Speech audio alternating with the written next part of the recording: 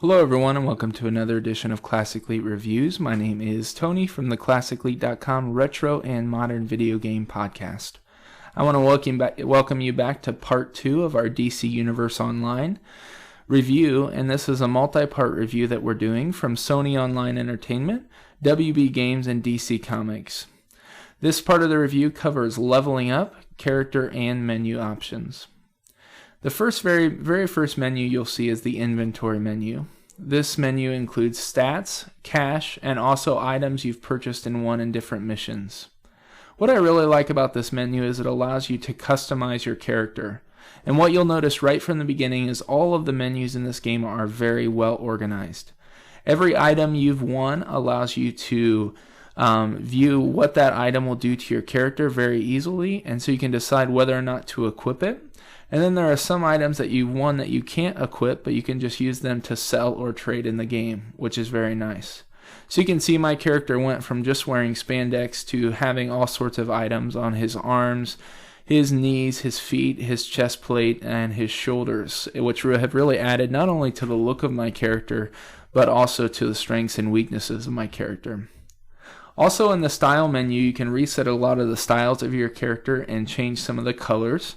This game doesn't allow you, and very understandably so, to change all of the features of your character as far as looks, but you can create different characters if you want to go for different looks in the game. The journal is my favorite part of the menu system. It's designed very well. It allows you to go back and forth between missions you've acquired, allows you to activate any of them at any time, and it's a really great part of the game because sometimes you get really bored with a certain story track in an MMO and you want to switch to something else. Well, if so, in a DC Universe Online, you just jump to the journal section and change to a different part of the game and start heading down a different track. All you do is click X and it takes you to activate a different part of the game, and then immediately the game changes to tell you what to do as part of that assignment or part of that mission.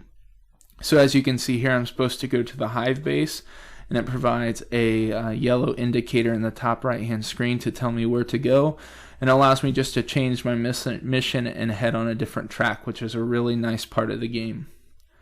As far as the traits go and leveling up, this game has a really unique hassle-free leveling up system, which is part of its claim. It wants you to enjoy the MMO and not get bogged down with all the features of leveling up. So in the bottom part of the screen, there's a purple bar when you're not in the menu that shows the progress of XP to the next level. As you gain XP, you level up. Once you level up, you get one or more trait points. Now, the trait points are broken up into powers and skills. The powers offer storms, cryogenic, and iconic power upgrades, and the skills offer weapon and movement upgrades. And this is where the main customization of the leveling up happens. You can either make your character have better movement, you can make your character fly differently, you can make your character have different powers. So in my character was given the Superman powers from the start, such as ice breath and flying, but I can actually upgrade those or adopt different powers from different characters, which is kind of a fun part of the game. Even though I'm a Superman character, I might add a Batman power later down the road, and it works really well. All of this is organized well, as mentioned, to keep you busy as a beginner or seasoned MMO player. There's also a nice loadout menu which allows you to have hot buttons throughout the games, and especially on the PS3 this is very useful since you don't have a keyboard with shortcuts. So that instead they exchange it with a loadout menu, and it works very well to use different powers and change different powers quickly while you're playing the game. There's a deeds menu which highlights the different feats, headlines, and achievements your character have. It also keeps track of different movies from the game, which is kind of fun to look back at some of the headlines that your character has achieved. All in the comic book canon, which is really nice and really fun with the way that they do the art style of this game. The map covers the home, Watchtower, which is a virtual playing field, Metropolis, and Gotham cities. It has a user-friendly legend and waypoint. Out of all the menus, the map is the one I like the least, but at least it works well. The on-duty menu covers the player versus player, legends, and raids. So basically all of the human interaction stuff that you do with the different different players in the game. And then the social side of it covers all of your friends, messages, if you want to talk to someone in one of the lobbies. There is voice chat in this game, and it allows you to turn voice chat on or off. I do believe it's proximity voice chat, but you can also chat directly with your party in a game.